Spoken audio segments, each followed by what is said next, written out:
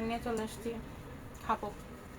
আজকে তোমাদের সাথেই খাবো। সবাই আমারে বলছিল যে আমার খাওয়া দেখতাম। তুই জানেন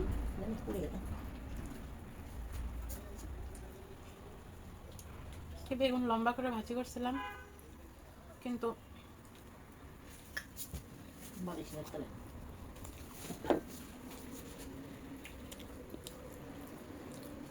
এখানে আছে ডিম ভাজি। তুই তো ওই সাইডে ছিলাম না, খুব স্বাদ, সেই লেভেলের স্বাদ।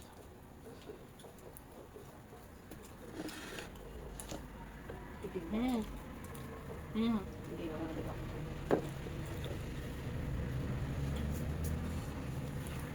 সেরকম মজা লাগছে খেতে। তোমরা যদি খাইতে খাও আমার কাছে চলে আসবা, খাওয়ার স্টাইল ধরন সব শেখাই দেবো, ঠিক আছে? দেখতে পাচ্ছ না? খাবার যত মজা হয় আমি নিজে রান্না করলে জানতাম না। আমি সকাল সকাল রান্না করছি সব কিছু,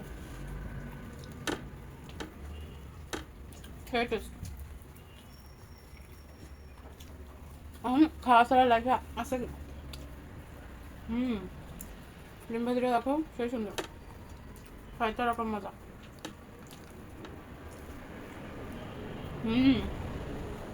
গাড়ির শব্দটা না থাকলে ভালো হতো।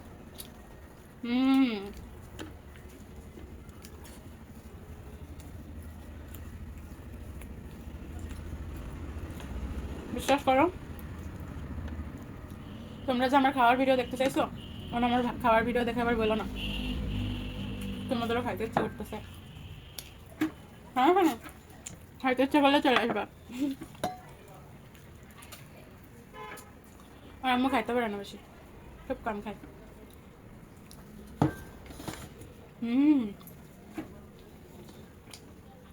পরোটা আছে, পরোটা খেয়ে দেখাই তোমাদের। মাংস আছে আবার, এটা গরম করতে ভুলে গেছি। পরোটা, এত কিছু রান্না করার পর আমার চা বানাইতে কষ্ট হচ্ছিল, তার বানাইনি। চা দিয়ে আমি আরো বেশি ভালো খাইতে পারি,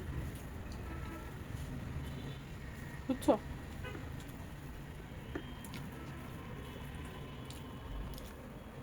এত স্বাদ দিনই পারতো, ডিমটা ভালো লাগছে অনেক বেশি। মাংস হলে আরো 4-5টা রুটি খেতে পারতাম। এখন খাওয়া শেষ হয় না, সবগুলো তো খেয়ে ফেলবো।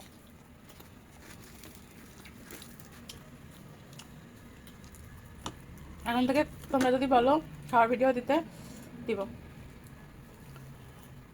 খাওয়ার ভিডিও দেবো ওখান থেকে।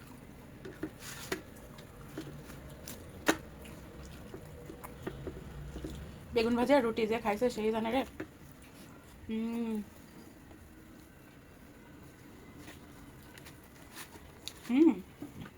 সেরকম মজা, কারণ ডিম আর বেগুন ভাজার সাথে মিক্সড করে খাবো।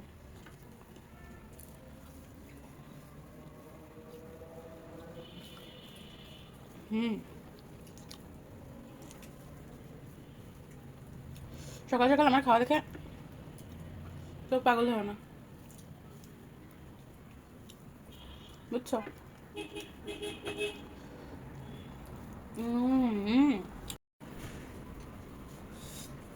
এত স্বাদ লাগতেছে, আর একজন খেয়ে অজ্ঞান হয়ে গেছে। লাজবাব।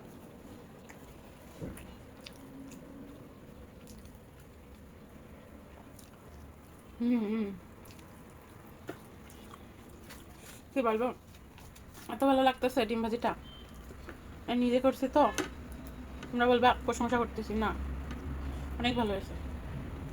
দেখো ডিম ভাজি আর বেগুন ভাজি একসাথে নিয়ে খাবো, মুখের ভিতরে দিলে একটা মাখন মাখন ভাব।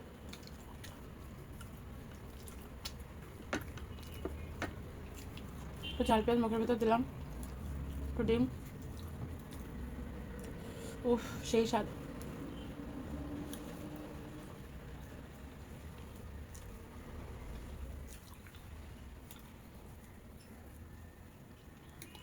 হুম